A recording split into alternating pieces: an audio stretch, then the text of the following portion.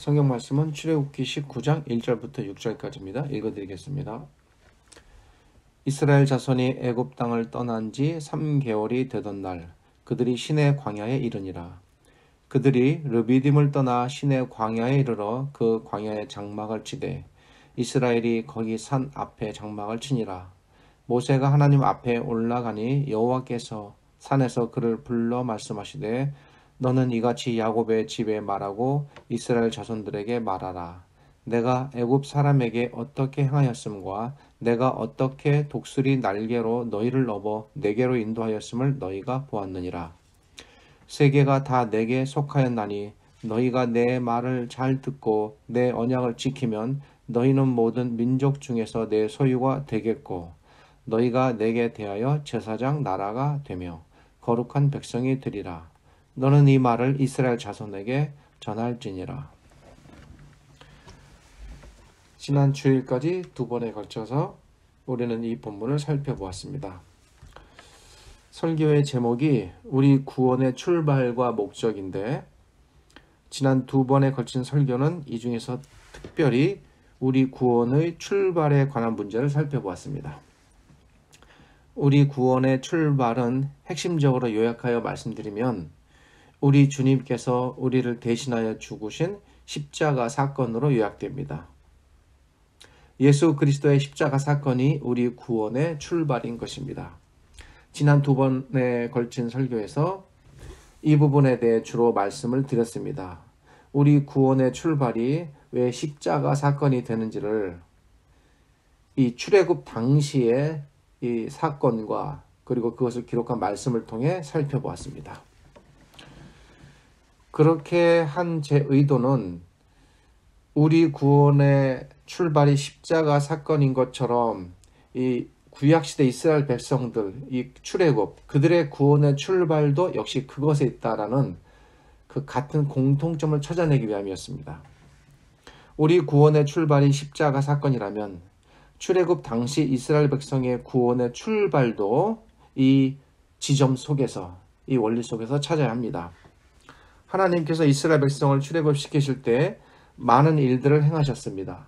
그러나 하나님께서 이스라엘 백성을 위해 행하신 일들 가운데 이스라엘 백성을 출애굽시키게 된 마지막 결정적인 사건, 마침내 이스라엘 백성을 죽음에서 건지신 사건은 누차에 말씀드렸듯이 어린 양이 대신 죽은 어린 양 사건이었습니다. 우리에게 십자가 사건이 우리 구원의 출발이라면 이스라엘 백성들에게 그들의 구원의 출발이 되는 그 출발이 바로 어린 양 사건이었던 것입니다. 이스라엘 백성의 출애굽과 그들의 구원은 어린 양 사건으로부터 시작됩니다. 이러한 관점을 갖고 우리는 지난 두 번의 시간을 통해 왜 어린 양 사건이 이스라엘 백성의 구원의 출발이 되는지, 그리고 이 원리가 아브라함 때에 이삭이 바쳐진 사건 속에서는 어떻게 나타나는지 두 사건의 비교를 통해 살펴봤습니다. 그리고 이 두 사건과 장차 나타날 십자가 사건을 또 비교해 봄으로써 구약시대에 나타났던 수양사건, 어린 양 사건과 그리고 예수 그리스도의 십자가 사건 속에 어떻게 동일한 구원의 원리가 들어있는지도 살펴보았습니다. 마치 새 징검다리 같이 수양사건, 어린 양 사건, 십자가 사건 한 개 한 개의 돌에 발을 딛고 건너다 보면 개울을 건너듯 우리가 이렇게 구약의 사건들을 잘 통찰하고 이해한다면 수양사건, 어린 양 사건, 십자가 사건이라는 새 징검다리를 건너서 결국 성경 전체를 통하여 하나님께서 가르치시려는 구원의 계획과 흐름을 이해하게 되는 것입니다. 결론을 말씀드리면 하나님께서 구약시대에는 수양이나 어린 양의 대리적 죽음을 통해 자기 백성을 죽음으로부터 건지셨다면 이와 같은 원리로 신약시대에는 어린 양이신 예수 그리스도를 십자가에 달려 죽게 하심으로써 자기 백성을 구원하셨습니다. 그러니까 너무 당연한 말씀이겠지만 예수님의 그 십자가 사건이 어느 날 갑자기 하늘에서 뚝 떨어진 것이 아니라 이미 그것을 미리 깨닫게 하시려는 여러 사건들이 구약에 나타났고 그런 것들을 구약의 기록자들이 끊임없이 전했던 것입니다. 구약과 신약의 성경 기록자들이 잘 깨달았습니다. 여러 성경 기록자들 가운데 특히 이사야와 세례 요한 그리고 사도 요한이 예수 그리스도를 어린 양으로 표현한 그런 구절들에 대해서도 살펴보았습니다. 여기까지가 지난 두 번의 설교를 간략하게 요약한 것입니다. 이렇게 어린 양의 죽음을 통해 이스라엘 백성을 죽음으로부터 건지신 하나님께서는 그렇게 건진받았으니 얼마나 귀하겠습니까? 그래서 그들이 얼마나 귀한 존재인지, 그리고 그들을 구원하신 궁극적인 목적이 무엇인지까지도 이 본문 안에서 말씀하십니다. 그것이 담겨있는 내용이 5절과 6절입니다. 이 부분을 다시 읽어드리겠습니다. 세계가 다 내게 속하였나니 너희가 내 말을 잘 듣고 내 언약을 지키면 너희는 모든 민족 중에서 내 소유가 되겠고 너희가 내게 대하여 제사장 나라가 되며 거룩한 백성이 되리라. 너는 이 말을 이스라엘 자손에게 전할지니라. 이 안에 이렇게 양을 희생시켜 구원하신 그 백성이 하나님께 얼마나 귀한 존재이고, 그리고 그들을 통하여 장차 하나님께서 하시고자 하는 이 일이 무엇인가, 이 두 가지가 다 들어있습니다. 이 두 구절 중에서 말씀드린 이 두 내용을 살펴보기 위하여 집중해야 할 두 단어가 있는데, 그것은 내 소유라는 단어와 제사장 나라라는 말입니다. 먼저 내 소유라는 말을 살펴보겠습니다. 여기서 내 소유라는 말은 히브리어로 직역하면 나의 보물이라는 말입니다. 보물이라는 단어가 소유라고 번역됐으니 다소 아쉽고 의미가 조금 약해졌다라는 생각이 듭니다. 이 말은 하나님께서 이스라엘 백성을 하나님의 보물로 삼으시겠다는 말입니다. 지금도 마찬가지겠지만 구약시대에도 보물은 언제나 귀한 것, 가장 가치 있는 것이었습니다. 그 대상이 실제로 보물이든 아니면 사랑하는 자녀든 그 무엇이든 보물은 언제나 자기가 가장 아끼고 사랑하는 대상을 표현할 때 사용되는 말입니다. 사람에게 이런 보물이 있듯이 하나님께도 그런 보물이 있다는 것입니다. 사람에게도 아끼고 사랑하는 것이 있는 것처럼 하나님께도 아끼고 사랑하는 것, 그래서 함부로 내놓을 수 없는 그런 귀중한 보물이 있다는 것입니다. 하나님께 가장 귀한 것, 하나님께 가장 아낌을 받는 보물이 무엇일까? 하나님 스스로 이에 대하여 말씀하십니다. 그것이 5절입니다. 내가 가장 아끼는 보물, 내가 가장 아끼는 보석과 같은 존재, 그들은 바로 나의 백성이다. 나의 백성을 나의 보물처럼 내가 여기겠다라는 하나님의 마음의 표현입니다. 우리는 이 보물의 의미를 좀 더 살펴보기 위해 다시 창세기로 돌아갈 필요가 있습니다. 아브라함에게 많은 것들이 있었습니다. 그는 당대의 부자였습니다. 수많은 양들과 소들과 각종 가축들이 있었습니다. 뿐만 아니라 값진 물건들이 있었고 드넓은 땅과 전토와 집들이 있었습니다. 또 아브라함에게는 아끼는 많은 종들이 있었고 여러 아내와 자식들이 있었습니다. 물론 여러 아내와 자식들은 나중에 사라가 죽은 후에 아브라함이 이제 더 얻게 된 이런 가족들입니다. 그런데 아브라함이 소유했던 이 모든 것들 가운데 그에게 가장 보물이 되는 것, 그가 결코 포기할 수 없는 보물과 같은 것이 무엇일까? 뭐겠습니까? 이삭이었습니다. 만약 아브라함에게 이삭이 그런 존재가 아니었다면 아마도 하나님께서는 아브라함에게 다른 것을 바치라 했을 것입니다. 집이나 재산이었다면 집이나 재산을 전체 하나님께 바치라고 했을 것입니다.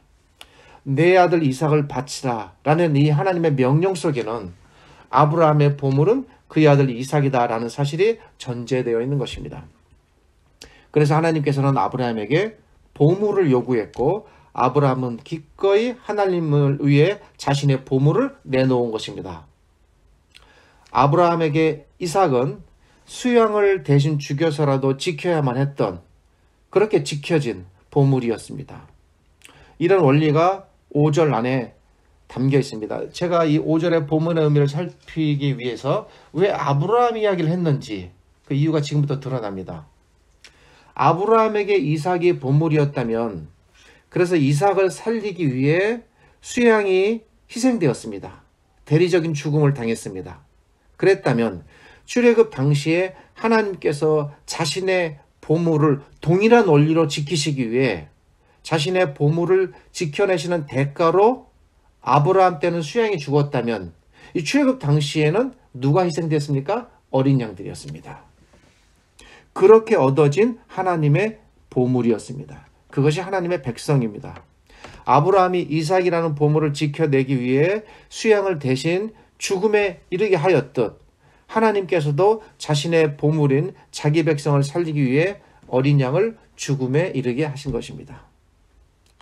5절에 담겨있는 보물이라는 단어 속에 단순히 귀하다라는 의미를 넘어서서 그 보물이 지켜지기 위하여 누군가가 죽어야 했던 희생, 죽음 이런 의미가 다 들어있는 것입니다. 그러기에 이 보물은 그냥 얻어진 보물이 아닙니다. 이 보물은 그냥 귀한 것, 값 나가는 물건 정도의 의미를 나타내는 그런 보물이 아닙니다. 뒤에 말씀드리겠습니다만 하나님께서 우리를 보물로 여기신다 할 때 이 안에도 이런 동일한 희생의 죽음의 의미가 같이 들어가 있는 것입니다. 그 의미가 뭔지 아시겠죠? 이 보물은 길을 가다가 우연히 보물을 줍듯 얻어진 그런 보물이 아닙니다. 하나님께서 모든 것을 다 내주시고 희생하여 얻으신 보물입니다. 수양의 죽음을 통해 얻어진 이삭처럼 어린 양들이 무수히 피 흘려 죽임당하고 얻어진 보물이었습니다. 바로 이런 의미에서 하나님께서는 이 보물을 향해 이런 내재적 가치를 생각하시고 이는 나의 보물이다 라고 말씀하시는 겁니다. 이 보물의 원리가 조금 전 제가 미리 암시하여 말씀드렸듯 우리의 십자가 사건 안에도 동일하게 적용됩니다. 구약시대에 수양과 어린 양을 희생시켜 그래서 그들의 죽음을 통해 얻어진 백성이 보물이었다면 예수 그리스도라는 어린 양을 희생시켜서 그 대가로 얻어진 보물이 있는데 그들이 바로 우리들입니다. 이 땅의 신자들입니다. 하나님의 교회입니다. 또 한편으로 우리는 구약시대의 수양과 어린 양을 통해 얻어진 하나님의 백성들이 하나님께 그런 보물과 같은 존재들이었다면 수양 대신 그리고 어린 양 대신 실제로 예수 그리스도를 내주시고 취하신 이 보물이 하나님께 얼마나 더더욱 값지고 귀한가를 우리는 생각해야 됩니다. 희생의 정도가 크고 강하다면 그를 통해 얻어진 그 보물의 가치는 더 클 수밖에 없는 것입니다. 어찌 그 옛날 수양과 어린 양을 예수 그리스도께 비교하겠습니까? 5절 안에 담긴 이들은 나의 보물이다 라는 의미 안에서 우리는 이 표현 속에 담긴 이러한 신약적 십자가의 보물의 의미까지도 터득해야 됩니다. 이제 그런 것들을 깨닫고 이해할 수 있도록 돕는 역할을 하는 사람들이 저와 같은 설교자이고 또 하나님의 말씀을 연구하는 사람들입니다. 그렇다면 하나님께서 이스라엘 백성을 이렇게 하나님의 보물로 삼으신 목적이 무엇일까요? 설교의 제목이 우리 구원의 출발과 목적 그리고 가로하고 3입니다. 오늘이 세 번째입니다. 제목에 맞게 우리가 지금까지 우리 구원의 출발에 대해 주로 살펴보았다면 이제부터는 하나님께서 우리를 구원하신 목적, 우리 구원의 목적이 무엇인지를 생각해 봐야 합니다. 이 목적에 대해 하나님께서 이스라엘을 하나님의 보물로 삼으셨고 또 그 목적이 무엇인지를 알려주는 구절이 6절입니다. 6절은 이렇게 말합니다. 너희가 내게 대하여 제사장 나라가 되며 거룩한 백성이 되리라. 간단한 문장이지만 이 안에 대단히 무거운 의미가 들어있습니다. 사실 이거 하나만을 잘 살피고 드러내려고 해도 상당한 양의 설교가 됩니다. 이 말씀은 하나님께서 이스라엘 백성에 대하여 너희는 내게 대하여 제사장 나라가 되며 거룩한 백성이 되어야 한다라는 말입니다. 여기서 하나님께서 이스라엘 백성에 대하여 너희는 제사장 나라가 되라, 또는 거룩한 백성이더라 라고 말씀하실 때 하나님께서는 어떤 의도를 갖고 이 말씀을 하실까 생각해 봐야 됩니다. 하나님께서 이 말씀을 하신 이유가 뭔가를 알기 위해 우리는 구약시대의 제사장이 가졌던 역할을 잠시 살펴볼 필요가 있습니다. 어렵지 않습니다. 구약시대에 하나님께서는 제사장 제도를 이 출애굽기 19장 이후에 이제 세우시게 됩니다. 제사장은 다양한 종교적인 역할을 감당했습니다. 제물을 바치고 죄를 용서받는 일, 예배를 드리고 절기를 준비하고 성전을 돌보며 각종 규례를 정하고 시행하는 일 등등 많은 일들을 감당했습니다. 그런데 제사장이 맡은 이 모든 일들은 한 가지 목적을 위해 시행됐습니다. 그것은 백성들로 하여금 하나님 앞에 나아오도록 하는 일입니다. 백성들은 제사장 없이 결코 스스로 죄를 사함받거나 하나님께 나아올 수 없었습니다. 그것이 제도였습니다.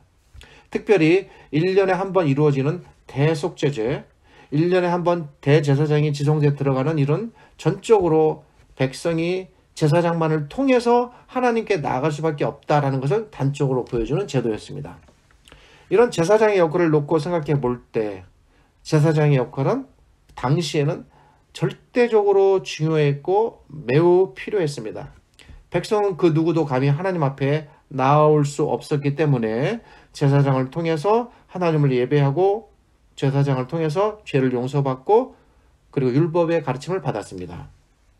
그러나 하나님께서 이스라엘 백성 가운데 이런 제사장 제도를 두긴 하셨지만 이것이 궁극적인 목적은 아니었습니다. 어떤 것을 더 깊이 있게 가르치기 위한 그 목표에 도달하기 위한 모형에 불과했습니다. 이것은 마치 일종의 훈련과 같은 것이었습니다. 하나님께서 궁극적으로 원하시는 것, 그분이 궁극적으로 세우시기 원하셨던 제도는 이스라엘 안에만 존재하는 그들만의 제사장 제도가 아니었던 것입니다. 하나님께서 궁극적으로 원하셨던 것은 이스라엘 백성 안에 이런 제사장이 존재하듯 그래서 그 제사장이 자기 역할을 잘 수행해서 일반 이스라엘 백성을 하나님 앞으로 잘 인도하듯 하나님께서는 이 땅의 모든 민족이 하나님 앞으로 나아오기를 원하셨습니다. 거룩한 시온산이 이스라엘만의 시온산이 아닌 온 세상의 시온산으로 우뚝 서기를 원하셨습니다. 그렇게 다 모여들기를 원하셨습니다. 그런데 그렇게 이 땅의 모든 민족이 전부 하나님 앞으로 나아오려면 누군가 그들을 하나님 앞으로 인도하는 역할을 해야 합니다. 마치 그 옛날 아론과 그의 가문을 선택하셔서 제사장 가문으로 세우시고 그들을 통해서 이스라엘 백성들을 하나님께로 인도하였듯이 이 땅의 모든 민족을 하나님께로 인도하는 역시 그런 제사장 역할을 할 수 있는 집단적 제사장인 거죠. 예. 그런 역할을 할 수 있는 어떤 민족이나 나라가 있어야 하는 것입니다. 하나님께서 바로 이 제사장 나라를 만드시기 위해서 택하시고 구원해 내신 민족이 히브리인들이었습니다. 이스라엘 민족이었습니다. 그러니까 그것을 궁극적으로 가르치시기 위하여 먼저 제사장 제도를 그들 안에 둔 것입니다. 그리고 이렇게 제사장 제도를 통해서 너희가 하나님께 나아가듯 궁극적으로 너희가 나를 잘 섬기고 율법을 잘 지켜서 세상 모든 민족에게 제사장과 같은 역할을 너희도 해야 된다. 그러니까 제사장 역할의 확대죠. 점진적 확대를 하나님께서는 염두에 두셨던 겁니다. 6절에 너희는 제사장 나라가 되라라는 이 말 속에는 이렇게 하나님께서 이 땅의 모든 민족을 궁극적으로 하나님의 백성으로 삼으시기 위해 이스라엘 민족을 제사장 역할을 하는 제사장 나라로 세우셨다라는 의미가 담겨 있는 것입니다. 원고에는 없지만 잠깐 말씀드리면 창세기 12장 1절부터 3절에 대해 말씀드릴 때 처음부터 아브라함을 부를 때부터도 세우시려고 했던 나라가 히브리인들의 나라가 아닌 이 땅 전체에 세워지는 하나님의 나라였습니다. 그 방향으로 계속 가는 거죠. 하나님께서. 한 명의 제사장이 많은 사람들을 하나님께 인도하듯 한 나라의 제사장은 그 제사장 나라는 수많은 민족을 하나님께로 인도하게 될 것입니다. 이것이 하나님께서 이스라엘 백성을 애굽에서 건지신 궁극적인 구원의 목적이었습니다. 그 뒤에 이어지는 거룩한 백성이더라 라는 말도 같은 맥락으로 이해해야 됩니다. 이 말은 거룩한 백성이 될 것이다 라는 단순히 미래적 말이 아니라 거룩한 백성이 되어야 한다라는 명령의 말씀입니다. 이스라엘 백성이 제사장 역할을 잘해서 제사장 나라가 되어야 하듯, 제사장 역할을 잘한다는 것은 거룩한 백성이 되는 거예요. 그거는 뗄 수가 없는 겁니다. 뭐 하나는 하고 하나는 못할 수는 없는 거죠. 동전의 양면과 똑같아요. 그렇게 되듯이 너희도 역시 내 앞에서 거룩한 백성이 되어야 한다. 그래서 온 모든 민족의 거룩의 표본이 되라 라는 것입니다. 그리고 이것이 어쩌면 이 땅에 우리 교회인 우리들의 사명이라고 볼 수 있습니다. 마치 제사장이 스스로를 거룩하게 잘 돌보면, 백성을 거룩하게 하려면 절대적으로 전제되어야 하는 것이 뭡니까? 제사장 자신의 거룩함이었습니다. 그래서 그를 그렇게 거룩하기 위해서 여러 가지 제도를 두고 의복을 입히고 기름으로 씻겨내고 그 제사장 자체를 거룩하게 하는 일에 하나님께서 집중하셨던 겁니다. 그렇게 이스라엘 백성이 열방에 대하여 거룩한 백성이 되라는 것입니다. 이스라엘 백성이 하나님의 율법을 잘 지키고 거룩한 백성의 모습을 잘 비춰주면 세상 열방은 그 이스라엘의 거룩함을 보고 따라올 것이다라는 겁니다. 그렇게 거룩한 백성이 되라는 것입니다. 그러게 정리하면 6절에 제사장 나라가 되라라는 말씀과 거룩한 백성이 되라라는 말씀은 모두 이스라엘이 장차 어떤 나라가 되어야 하는지, 그들이 어떤 역할을 해야 되는지, 그리고 하나님께서 그런 역할을 통해 이 땅의 백성을 하나님께로 어떻게 인도하실 것인지를 알려주는 궁극적인 이 땅 전체를 향한 하나님의 구원의 목적이 담긴 말씀이 되는 것입니다. 우리는 지난 2주일에 걸쳐 어린 양의 대리적 죽음 사건 속에 담긴 예수 그리스도의 대리적 죽음의 의미를 살펴보았습니다.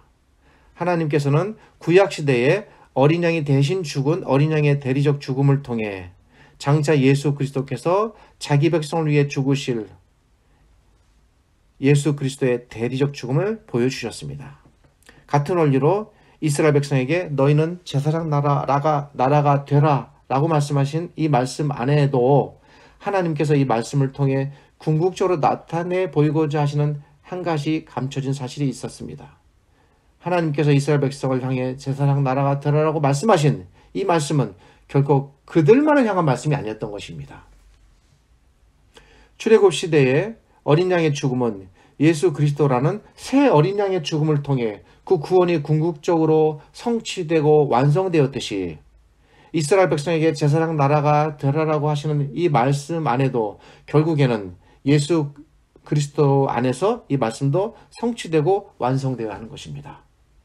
그렇다면 하나님께서 이스라엘 백성에게 제사장 나라가 되라라고 말씀하신 이 말씀은 예수 그리스도 안에서 어떻게 성취되었을까요? 같은 원리로 가야 되지 않겠습니까? 어린 양 사건이 예수 그리스도 안에 성취되었다면 세상 나라가 되라는 것도 결국 우리와 연관된 문제입니다. 과연 그에 관한 성경에 신약의 기록은 있을까요? 우리 베드로 사도께서 이에 대해 한 가지 말씀을 하셨습니다. 출애굽기 19장 6절의 말씀이 궁극적으로 어떻게 그리스도 안에서 성취되어야 하는지를 보여주었습니다. 베드로 사도는 베드로전서 2장 9절에서 이렇게 말합니다. 오직 너희는 택하신 족속이요 왕같은 제사장들이요 거룩한 나라요 그의 소유된 백성이니. 출애굽기 19장 6절의 의미를 잘 녹여내면서 동시에 더 확실하고 확고하게 잘 드러낸 말씀입니다. 여기에 등장하는 왕같은 제사장들, 누구를 말할까요? 여기서 왕같은 제사장들은 예수 그리스도의 대리적 죽음을 통해 구원을 얻은 하나님의 백성들, 신약의 성도들, 곧 우리들을 말합니다. 그 옛날 출애굽 시대의 어린 양의 대리적 죽음을 통해 구원을 얻었던 출애굽 시대의 이스라엘 백성이 제사장 나라라는 칭함을 얻었다면 같은 원리로 예수 그리스도라는 어린 양의 대리적 죽음으로 구원을 얻은 사람들에게 우리도 제사장 나라가 되는 것입니다. 그리고 출애굽기 19장 6절에 담긴 이 제사장 나라라는 말은 궁극적으로 장차 예수 그리스도를 통해 세상에 등장하게 될 새 시대의 제사장들, 누굽니까? 신약의 교회, 신약의 신자들을 가리키는 것입니다. 결국은 하나님께서 출애굽기 19장 6절을 말씀하실 때 이 의미까지 이 안에 다 품고 말씀하신 겁니다. 그걸 나중에 성경 기록자들이 드러낸 것입니다. 그 옛날 하나님께서 이스라엘 백성을 애굽으로부터 건지신 것은 그들을 제사장 나라로 삼아 많은 사람들을 하나님께로 인도하시기 위함이었습니다. 하나님께서 우리를 제사장 나라로 삼으신 목적도 역시 동일합니다. 이 안에 담겨 있습니다. 하나님께서 우리를 하나님의 제사장으로 부르신 목적 뭡니까? 세상을 부르시기 위함입니다. 그의 날 한 시인의 고백처럼 뭇 백성이 시온산으로 오르는 것처럼 하나님께서는 우리를 통해 이 땅의 백성들, 이 땅에 고통받는 자녀들이 하나님의 품으로 들어오기 원하십니다. 우리의 직업이 무엇이든, 우리가 어디서 어떤 일을 하든, 우리와 나이와 성별과 민족적 출신이 무엇이든 아무 상관없이 그리스도 안에서 우리 모두는 이 목적을 갖고 살아가는 것입니다. 하나님께서 우리를 구원하신 목적이 이 안에 있습니다. 우리를 제사장 나라로 세우셨습니다. 그의 날 이스라엘 백성은 그 역할을 잘 감당하지 못했고 그래서 실패하였지만, 그러나 예수께서 오셔서 완성하시고 이루셨습니다. 우리는 실패하면 안 됩니다. 우리의 정직함을 보고, 우리의 거룩함을 보고, 우리의 참됨을 보고, 우리의 성실함을 보고 사람들은 하나님께로 나아오게 될 것입니다. 하나님께서 우리를 이렇게 거룩한 제사장 나라로 세우시기 위하여 우리를 이 땅에 내보내셨다는 사실, 이것이 오늘 설교 제목과 같이 우리 구원의 목적입니다. 언제나 잊으면 안 됩니다. 매우 큰 틀로 얘기했지만 적용은 각자가 세밀하게 세부적으로 해야 할 것입니다. 우리의 이 거룩한 소명, 거룩한 사명이 언제나 우리의 이 제사장 역할 속에 있음을 잊지 마시기를 주님의 이름으로 당부드립니다. 기도하겠습니다. 하나님 감사합니다. 오늘 말씀을 통하여 하나님께서 우리를 부르신 우리 구원의 목적이 무엇인가를 살피고 헤아려 보았습니다. 부족하고 미흡하지만 이 말씀과 그 의미를 통하여 저희가 잘 깨닫게 하시고 우리에게 주어진 소명이 무엇이며 내가 앞으로 가야 할 길이 무엇이고 하나님께서 나를 구원하신 목적이 무엇인가 깊이 되짚어보고 살펴보는 시간이 되기를 원합니다. 어렵고 힘들다고 좌절하고 낭망하여 주변에 대하여 손 놓지 말고 더욱 뜨거운 마음으로 이웃의 손을 잡고 기도하며 더불어 살아가는 저희들 되게 하여 주시옵소서. 우리를 제사장 나라로 삼아 우리를 통하여 내가 관계하는 모든 사람들, 나의 이웃들을 구원하시고 사랑하시고 이 복음을 전파하기 원하시는 하나님의 거룩한 뜻을 잘 헤아려 주어진 사명들을 잘 감당하는 저희들 되게 하여 주시옵소서. 지금은 우리 주님 예수 그리스도의 은혜와 저희를 지극히 사랑하시는 아버지 하나님의 크신 사랑과 오늘도 이 말씀으로 위로하시고 깨닫게 하시는 성령 하나님의 함께 하심이 이 말씀을 듣고 하나님을 섬기며 거룩한 제사장으로 살아가기 힘쓰는 이 땅의 모든 백성들, 자녀들 위해 영원토록 함께 하시기를 주님의 이름으로 축원하옵나이다. 아멘.